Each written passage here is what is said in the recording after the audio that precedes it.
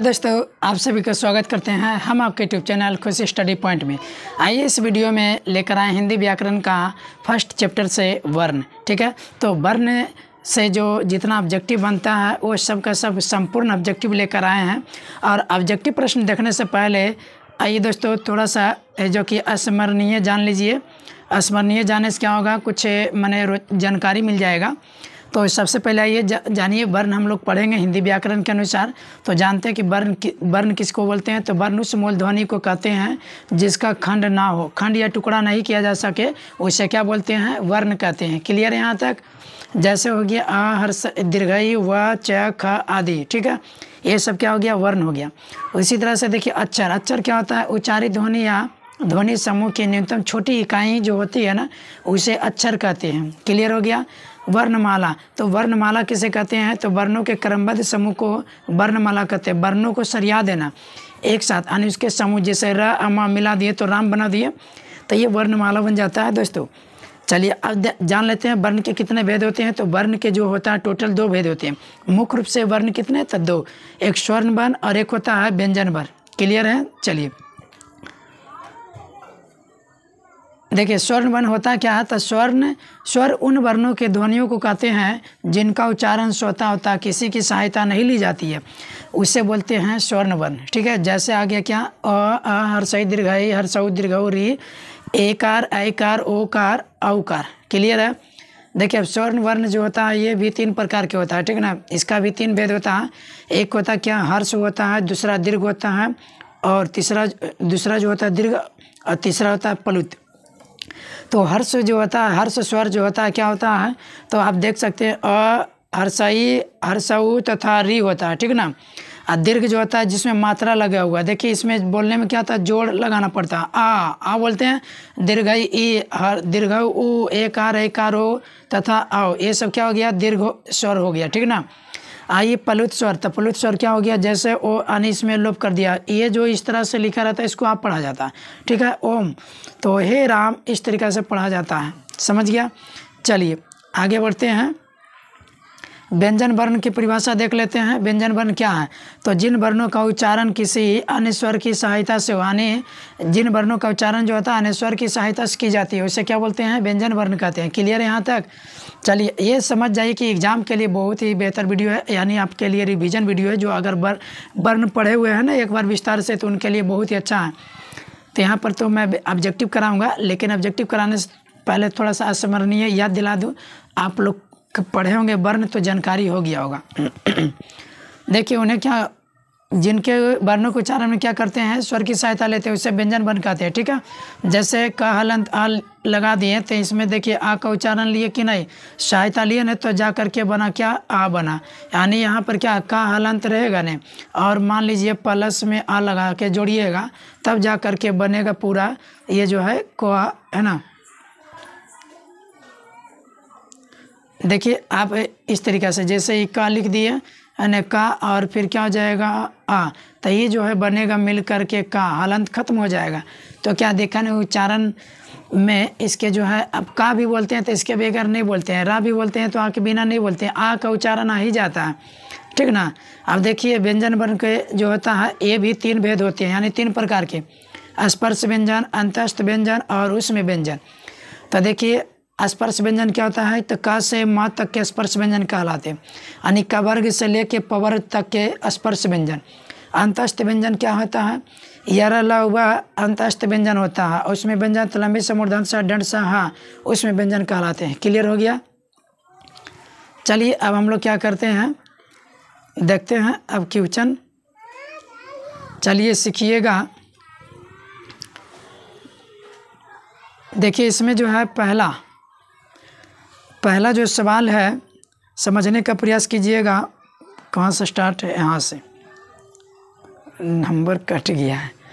चलिए कोई बात नहीं है। देखिए यहाँ से पहला सवाल यहाँ पर बन रहा है क्या, का उच्चारण स्थान क्या है। ठीक है ना, का उच्चारण स्थान क्या है, तो का उच्चारण स्थान दोस्तों कंठ है। ठीक है, कंठ की सहायता से बोला जाता है। पा का उच्चारण स्थान क्या है, तो पा का उच्चारण स्थान जो है, पा का उच्चारण स्थान होठ है। चलिए मैं ऑप्शन बोलूँगा, अगर आप सभी को याद हो तो ऑप्शन, हमारे ऑप्शन देने से पहले आप अपना जो कि ऑप्शन लगा सकते हैं, अंदाज़ा लगा सकते हैं। ठीक है, चलिए अगला, तो पा का उच्चारण स्थान हो गया, तो कौन हो गया? होठ। अब देखिए यहाँ से समझिएगा, च का उच्चारण स्थान, च का उच्चारण स्थान तो क्या हो जाएगा? तालु हो जाएगा। ठीक है, सॉरी ऑप्शन नहीं बोल रहे, ऑप्शन बोलते हैं, ठीक ना। देखिए हिंदी में स्वर्ण वर्णों की संख्या कितना होता है? तो ऑप्शन दिया 11, 25, 36, 33, तो टोटल जो होता है स्वर्ण वर्ण 11 होता है। क्लियर हो गया। चलिए नेक्स्ट क्वेश्चन। अब देखिए टवर्ग का उच्चारण स्थान, टवर्ग का उच्चारण स्थान क्या है? ऑप्शन दिया दंत, मूर्धा, होष्ठ, कंठ, तो सही विकल्प हो जाएगा बी यानी मूर्धा। देखिए अगला सवाल, डंटी सा का उच्चारण स्थान क्या है? डंटी सा का उच्चारण स्थान क्या है? ऑप्शन दिया दंत, तालु, मूर्धा, कंठ, तो दंत हो जाएगा। ठीक है ना। चलिए नेक्स्ट क्वेश्चन। देखिए कहता है तलम्बी सा मूर्धन सा दंड सा हा को क्या कहते हैं? तलम्बी सा मूर्धन्य सा दंटी सा हा को क्या कहते हैं? ऑप्शन दिया अंतस्थ व्यंजन, उसमें व्यंजन, अयोगवा व्यंजन, डी में है स्पर्श व्यंजन, तो सही जो हो जाएगा ऑप्शन आपका बी हो जाएगा, उसमें व्यंजन। ठीक है। चलिए अब देखिए नेक्स्ट क्वेश्चन, बा का उच्चारण स्थान क्या? यानी क्या पूछ दिया कि बा का उच्चारण स्थान क्या? तो बा का उच्चारण स्थान ऑप्शन दिया कंठ है, तालु है, होष्ठ है, मूर्धा, तो बा बोलते हैं तो दोनों होठों का स्पर्श होता है, नहीं तो ओष्ठ हो जाएगा। क्लियर है। चलिए अब बढ़ते हैं नेक्स्ट क्वेश्चन की ओर, क्वेश्चन नंबर 9। अब देखिए यहाँ से नंबर मिलेगा 9 नंबर में कहता है कि घा ध्वनि का ध्वनि स्थान क्या होगा? घा बोलने में इसका ध्वनि स्थान क्या होगा? क ख ग घ है ना, तो कंठ, यानी ऑप्शन दिया हुआ है तालु, दांत, मूर्धा, कंठ, तो सही विकल्प हो जाएगा कंठ। चलिए नेक्स्ट क्वेश्चन की ओर बढ़ते हैं। देखिए 10 में कहता है क्या निम्नलिखित में घोष वर्ण कौन सा है? आप यदि पढ़े होंगे घोष वर्ण तो पता चल ही गया होगा कि घोष वर्ण क्या होता है। ठीक है। क्वेश्चन 10, तो घोष वर्ण निम्न में कौन है? ऑप्शन दिया ट, थ, स, डंटी सा, ना, तो सही विकल्प हो जाएगा डी यानी ना हो जाएगा। चलिए नेक्स्ट क्वेश्चन 11 नंबर। देखिए यदि ए के बाद कोई भी भिन्न स्वर आए, ए के बाद कोई भी क्या हो भिन्न स्वर आए, तो ए किसमें परिवर्तन हो जाता है? ठीक है, तो ए किसमें परिवर्तन हो जाता है? तो ऑप्शन दिया आय में, आय में, अब में कि आब में, तो सही विकल्प हो जाएगा बी यानी आय में हो जाता है। क्लियर। चलिए नेक्स्ट क्वेश्चन, क्वेश्चन नंबर 12। ये सब बहुत ही वीवीआई सवाल है, पूछे भी जाते हैं, एग्जाम में पूछा हुआ भी है। देखिए 12 नंबर में सवाल कहता है निम्नलिखित में अघोष वर्ण कौन सा है? ऑप्शन दिया हुआ है स, ह, अ, ज, तो सही विकल्प हो जाएगा ए यानी डंटी सा। चलिए 13 नंबर सवाल देखते हैं, वर्णों के समूह को कहते हैं, वर्णों के समूह को क्या कहते हैं? तो ऑप्शन दिया हुआ है पद्य, शब्द, वर्णमाला, संधि, तो सही विकल्प हो जाएगा सी यानी वर्णमाला। चलिए नेक्स्ट क्वेश्चन 14 नंबर देखते हैं, छत्र, ज्ञा, श्री है ना, सरा को क्या कहते हैं? तो ऑप्शन दिया हुआ है संयुक्त स्वर, संयुक्त व्यंजन, संयुक्त पद, इनमें से कोई नहीं, तो 14 का सही विकल्प हो जाएगा बी यानी संयुक्त व्यंजन यानी बी ऑप्शन। देखिए 15 नंबर सवाल है, तलम्बी सा, मूर्धन सा, दंड सा हा को क्या कहते हैं? ठीक, ऑप्शन दिया अंतस्थ व्यंजन, उसमें व्यंजन, अयोग व्यंजन, स्पर्श व्यंजन, तो 15 का सही विकल्प हो जाएगा उसमें व्यंजन। चलिए नेक्स्ट क्वेश्चन 16 नंबर, दीर्घायु वर्ण है, दीर्घायु वर्ण है, ऑप्शन दिया हुआ हर स्वर, दीर्घ स्वर, अंतस्थ व्यंजन, उसमें व्यंजन, तो सही विकल्प हो जाएगा 16 का भी यानी दीर्घ स्वर है। चलिए 17 नंबर देखते हैं सवाल। 17 नंबर कहता है भा का उच्चारण स्थान क्या है? भा, प, फ, व, भ, भा है ना, यानी पवर्ग वाला भा, ऑप्शन दिया तालु, होठ, कंठ, मूर्धा, तो सही विकल्प हो जाएगा 17 का भी यानी होठ। चलिए अब देखिए यहाँ 18 नंबर सवाल है, त वर्ण का उच्चारण स्थान क्या? ऑप्शन दिया हुआ तालु, दंत, कंठ, होष्ठ, तो ये जो है सही विकल्प हो जाएगा बी यानी दंत। चलिए देखिए 19 नंबर सवाल, छ ध्वनि किसके अंतर्गत आती है? ऑप्शन दिया मूल स्वर, घोष वर्ण, संयुक्त वर्ण, तालव्य, तो सही विकल्प हो जाएगा 19 का सी संयुक्त वर्ण। चलिए क्वेश्चन नंबर 20 में क्या कहता है ख का उच्चारण स्थान क्या? ऑप्शन दिया हुआ कोष्ठ, दांत, कंठ, तालु, तो सही विकल्प हो जाएगा क्या? कवर्ग है तो कंठ हो जाएगा, सी हो जाएगा 20 का। चलिए 21 नंबर सवाल देखते हैं। 21 नंबर में क्या कहता है छ वर्ण का उच्चारण स्थान क्या? मूर्धन स का वर्ण का उच्चारण स्थान क्या? ऑप्शन दिया हुआ है कंठ, तालु, मूर्धा, दंत, तो 21 के जो सही विकल्प हो जाएगा सी यानी मूर्धा। चलिए नेक्स्ट क्वेश्चन नंबर 22। इनमें जो है कौन दीर्घ स्वर है, इनमें कौन दीर्घ स्वर है? ऑप्शन दिया हुआ अ दीर्घई, एकार, च। तो सही विकल्प हो जाएगा 22 के बी यानी दीर्घई। चलिए 23 नंबर सवाल देख लीजिए।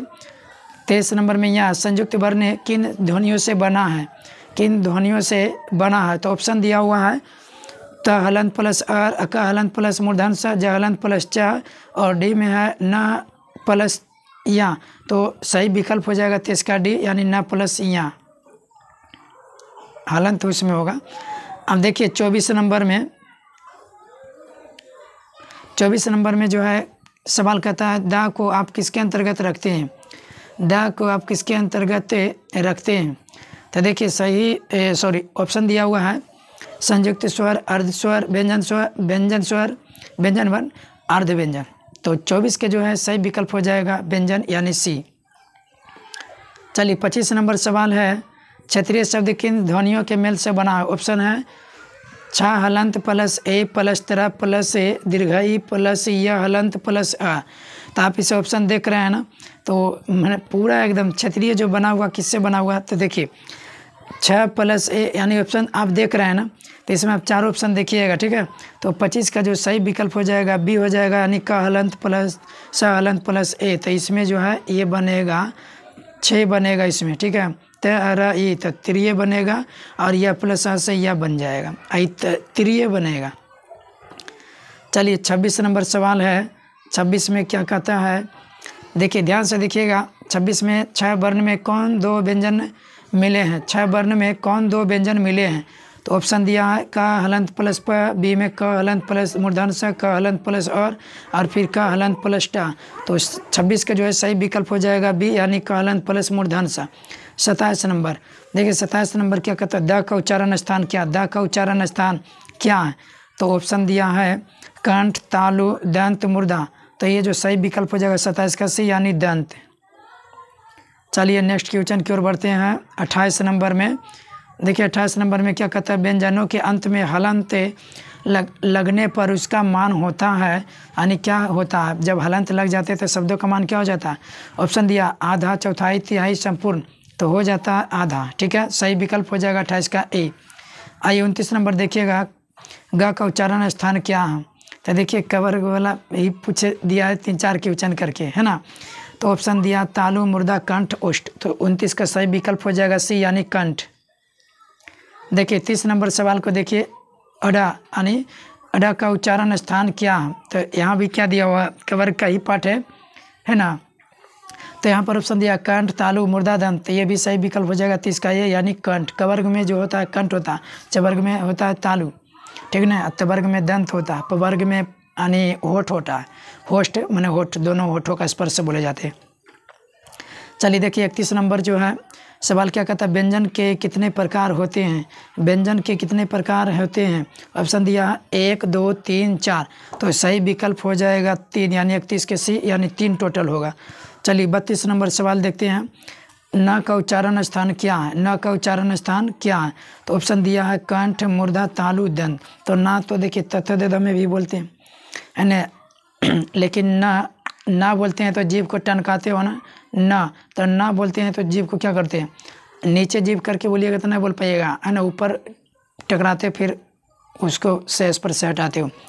तो ऑप्शन दिया है कि न का उच्चारण स्थान क्या है? तो देखिए ऑप्शन कहता है कंठ, मुर्दा, तालु, दंत। तो सही विकल्प हो जाएगा इसका तालु, ठीक ना। चलिए आप सभी को अगर वीडियो अच्छी लगी हो तो आप लोग जो कि दोस्तों में शेयर करें। चलिए फिर मिलते हैं नेक्स्ट वीडियो में, तब तक के लिए धन्यवाद।